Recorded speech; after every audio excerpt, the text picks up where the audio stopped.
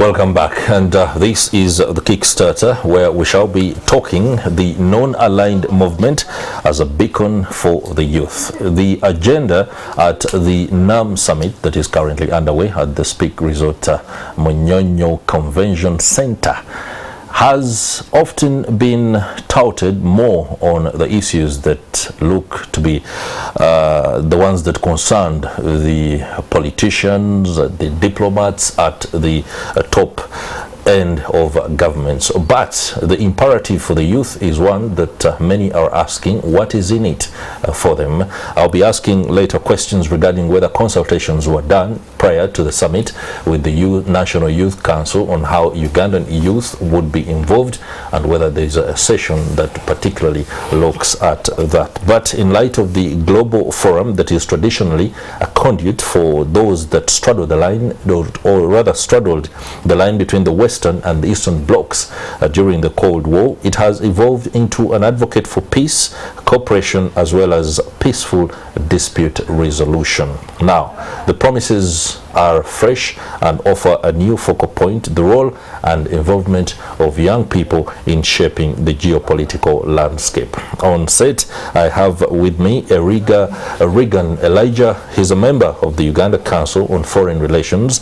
He's also a climate diplomat, an observer at the United Nations Framework and Convention on Climate Change, as well as co-founder at the Date for Climate Uganda. We shall also be joined a little later, or rather shortly I must say, by the chairperson of the National Youth Council, Chairman Jacob Eyeru. But let me begin with Mr. Reagan Elijah Eriga on the NAM summit and what it contains for the youth. Very much welcome to the program. How are you doing this morning? I'm doing very fine. That's lovely. Yeah. Well, now that the non-aligned movement summit is underway, there are people who are saying we do not see or even feel the youth anywhere in the discussions. Before I even get into what it entails for the youth, were you consulted, given your good offices at the Uganda Council on Foreign Relations prior to the summit? Did you have any interaction with the organizing committee on what the Ugandan youth would put forth? Yeah, let me begin from last year, because the Uganda National Council on Foreign Relations played a great role in organizing some events and also some sessions in preparation for NAM, where partly it had the involvement of the youth. And during those sessions, of course, we had one of our top diplomat in the country, who is Ambassador Ayebaye. Yeah. And we happened to ask him one question in this upcoming NAM, where Uganda will be the chair and where Uganda will provide the leadership for the next years. That's right. So what is the position of the youth? And I want to quote him on record what he said that day. He said that NAM doesn't have any plans of maybe having some kind of a youth wing that can involve the youth in the arrangements of NAM. So for me, as someone who has done some kind of diplomacy, that was diplomatically telling me in a polite way that the youth have not much to do. There is no place for them within the global landscape of so that's alignment what, that's what I know about the arrangements of NAM, and I think this is a time where the youth should come and put their voices forward to see what would be their position in this kind of arrangement. Okay. We shall of course be talking about what exactly the youth would want to put forth when it comes to, if for example they were given an opportunity. But allow us welcome the chairperson of the National Youth Council, Chairman Jacob Eyeru. Many thanks for joining us. Thank you. Happy New Year. Happy New Year. Yeah. The good gentleman Eriga Reagan has just lamented the fact that he talked even to the ambassador, that is Adonia Ayebare, and categorically, though he was also very diplomatic about what he was told, there wasn't space for youth at the non-aligned movement. Is that true? So I think that it's not entirely true that there is no space. Okay. I think what is happening is that in Uganda, we have not prioritized the space. This is the 19th summit of the heads of state. In the 80th summit, which was 2019 in Azerbaijan, Baku, the heads of state in the outcome document are very clear in paragraph 117 that they, first of all, they welcomed the organization of the NAM Youth Summit on the sidelines of the heads of state summit, and that happened in Baku. So in the last NAM heads of state, yes, there was a youth summit. Now, when you proceed further along that paragraph, it's very clear that the heads of state supported the establishment of a NAM youth network to be able to provide space for young people's voices, for young people's ideas, to share the vision, but also to carry on the principles of non-aligned movement. And I think that in Uganda's case, we would be the best placed country to voice out the need for young people and so on. But be that as it may, the chairmanship of Azerbaijan has done a lot to ensure that NAM goes beyond heads of state. At the last ministerial conference in Baku, just preceding the NAM heads of state in Kampala, the NAM ministers, those are the ministers for foreign affairs, committed to including even a women's platform. That's right. While in Kampala. So one of the things that is being worked on is a women's platform in Kampala. Okay. But the genesis of any platform of social inclusion was a presence of a youth platform. And so it is not true that there is no space for youth in NAM. It is just that in our case, we have not immediately prioritized it. Why haven't you? I'm afraid I'm going to have to I was going to say, hold you there. I was going to that. It is partly my duty as the chairperson of the council. That's right. To speak to the authorities to ensure that young people find their place.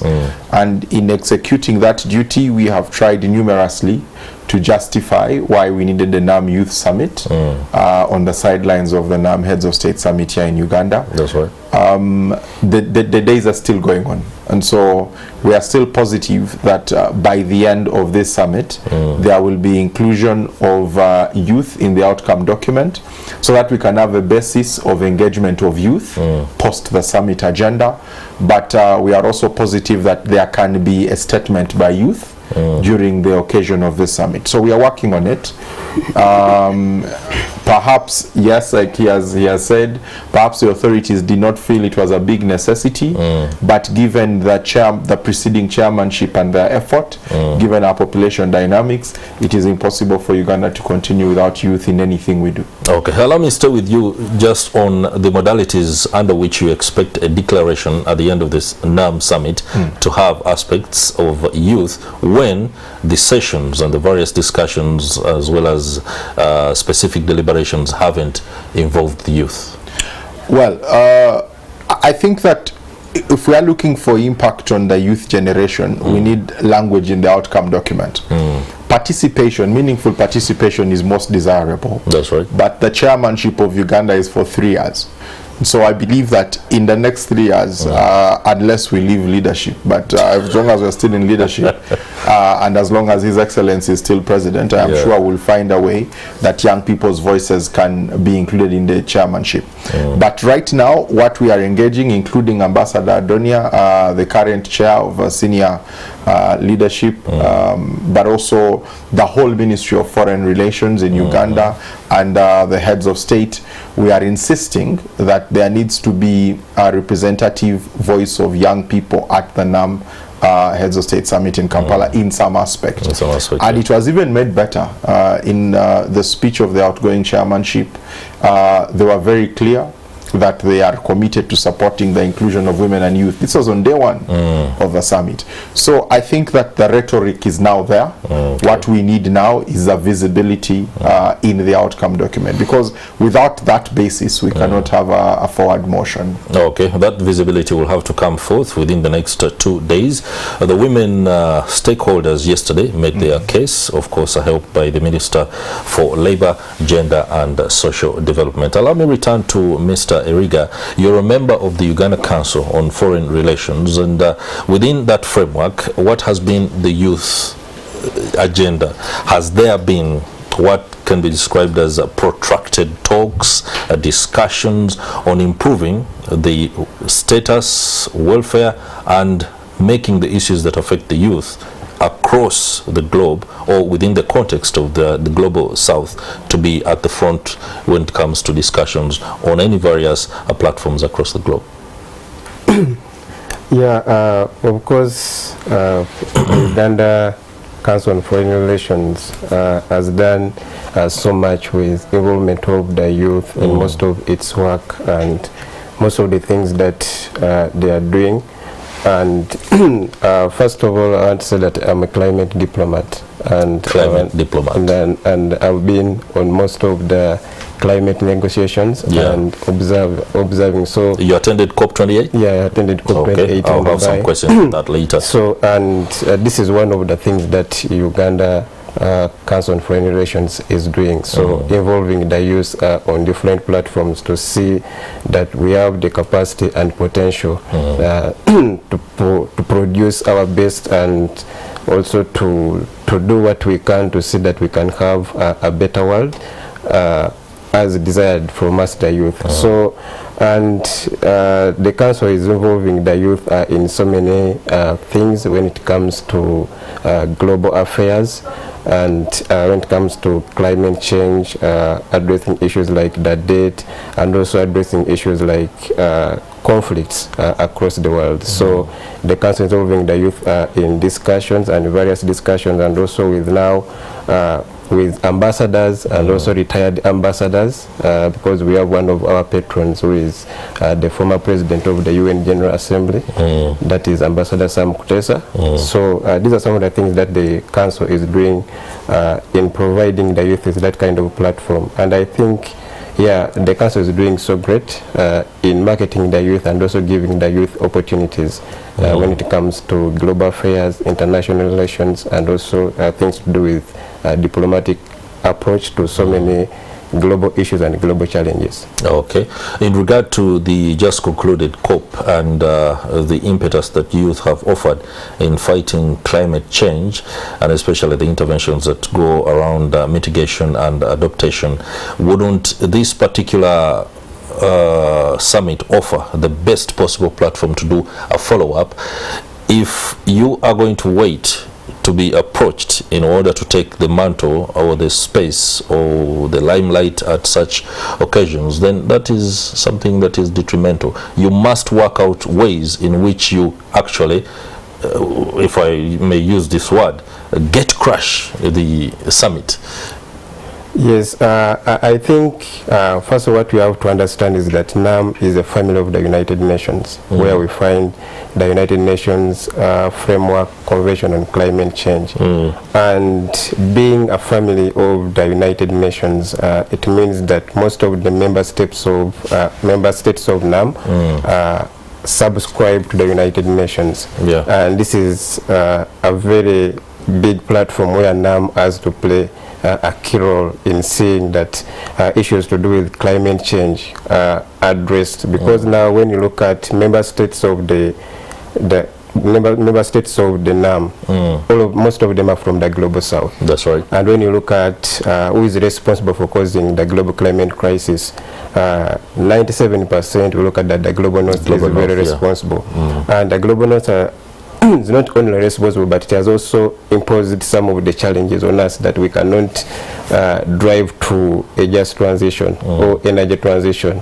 First of all, they have owned the energy that we must transition to. So ownership of the energy goes to the global north. And then at the same time, we are also global South countries are also at a war with global institutions like the IMF and the World Bank. So, and how? Because now these are creditors and they have given us so many loans which we have failed to pay. When you look at here in Uganda, half of our budget almost goes to debt servicing, and we cannot be able to invest in sustainable development, in energy transition, because we have to put most of the money in servicing these debts, and these debts have not helped us in any way to fight the climate crisis. And I believe now this is where NAM as an organized group must come in and put a strong voice at the United Nations level, and also put that kind of pressure on the global north to act on climate crisis, and also try to see that we can have things like debt cancellation at the table. We can also have an equal and equitable energy transition in this case. So I believe that the NAM leadership has a crucial role, and it can play a very good role in delivering this. And last year when we talked to Ambassador Dunia Yebale, so he talked about the Summit of the Future, Summit of the Future, which is going to be in New York September this year. So, and the Summit of the Future is where all these discussions are going to be brought on table on board at the United Nations, and we are going to discuss the future coming from climate change, development, security, and everything. So I believe at the Summit of the Future, NAM has a strong position, and NAM has a strong voice in representing our interests as African countries, and also the interests of the member states when it comes to global challenges like climate change, issues of security and conflict. So NAM has a strong voice, and I believe that with the leadership of Ambassador Yebale, the way he was talking with zeal and hope on that day, I believe NAM can be able to have that strong voice, and can use that platform. Talking about challenges, and this one goes to the chairman of the National Youth Council. There is a lot happening across the globe.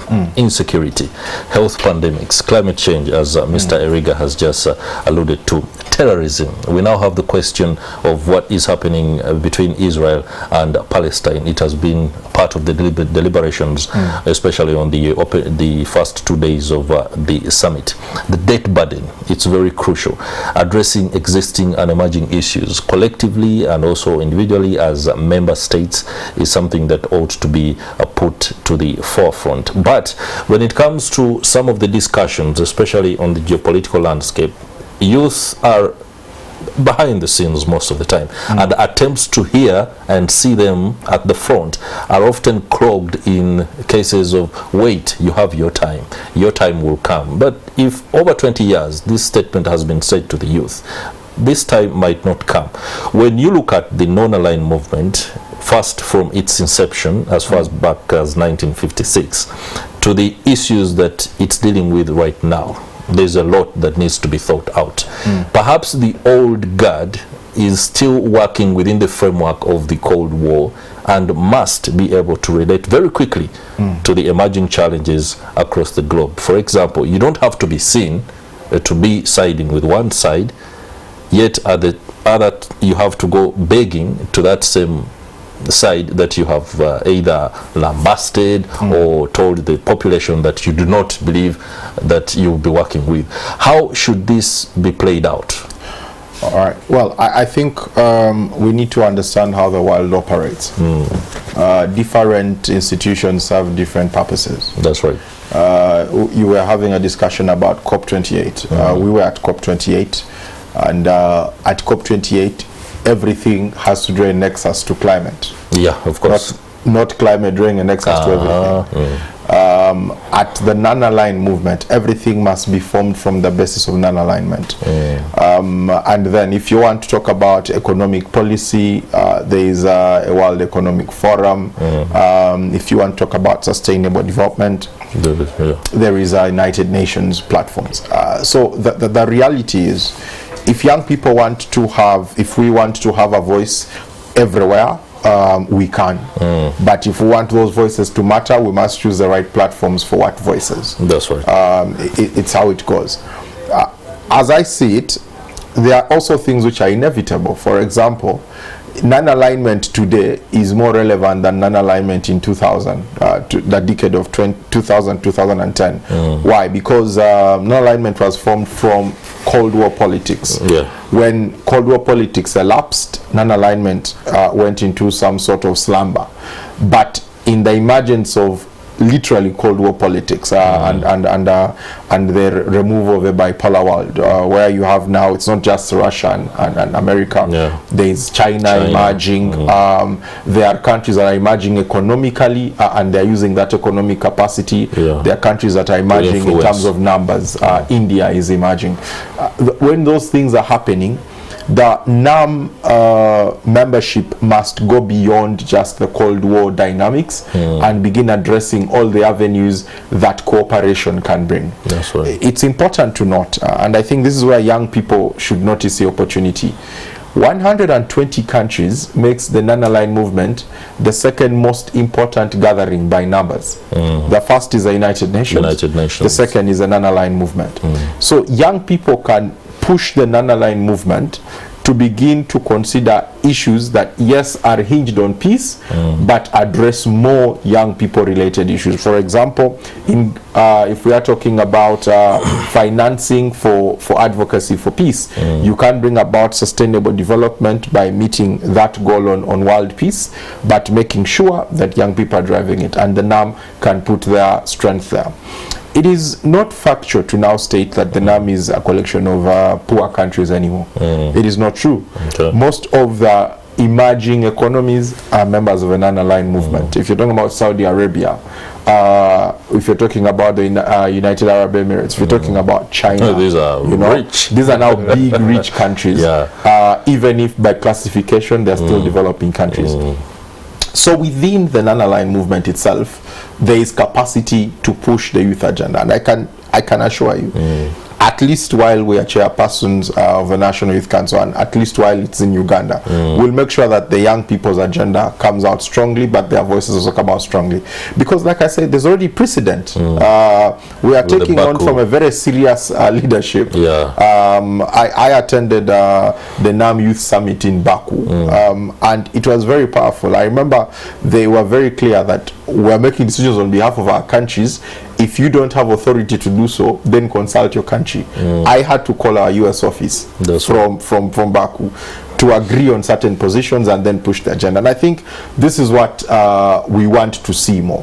Can young people take decisions and move forward with those decisions on behalf of their states on youth issues, such that they can take responsibility for them? And it also has to be, like, for example, if my brother here sits on the Council for Foreign Affairs, the Youth Council for Foreign Affairs, what I understand is that therefore that council is interested in how young people in Uganda benefit from international relations, but also influence international relations. So such a council will be very important to us in advancing what NAM does under the chairmanship of Uganda. So that must be seen and must be felt.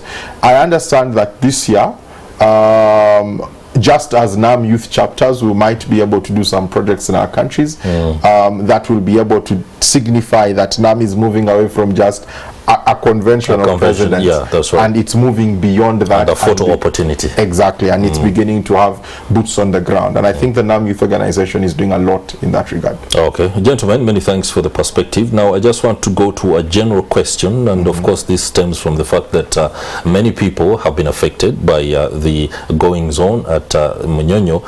Many say we didn't prepare sufficiently for this event or these set of events, and it goes down to the fact that we are late operators, waiting for the last minute to do things that should have been done a long time ago. Yesterday we were speaking to a gentleman who said that for the next conference to happen, shall we again be seeing the same?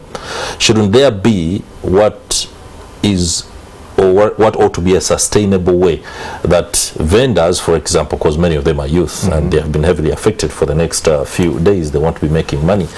Shouldn't there be a framework to help so that every vendor knows that if I am operating on Gaba Road because it leads to a convention center, I must have some model of business so that in case we are required to go off, this is what we do, or this is what has been provided for us and we should be able to embrace it. I just want to pick your quick views on that and any other aspects with regard to what exactly the benefits of this summit, especially to the layman, the guy who is moving about, including Chris again. Let me begin with you. Yeah, thank you so much for that question.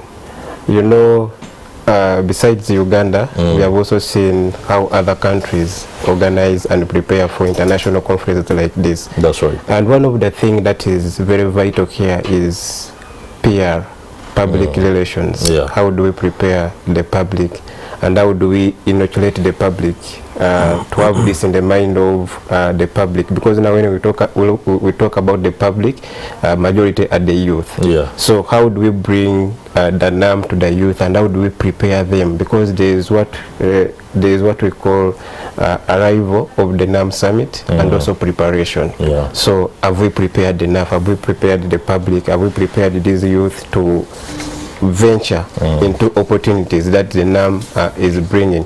Now that goes back to the government, which is the chief organizer of the summit, whether they have done much when it comes to that public relations, and also trying to prepare the minds of the layman and also the minds of young people to benefit from that, and also to benefit from the opportunities that come with the summit.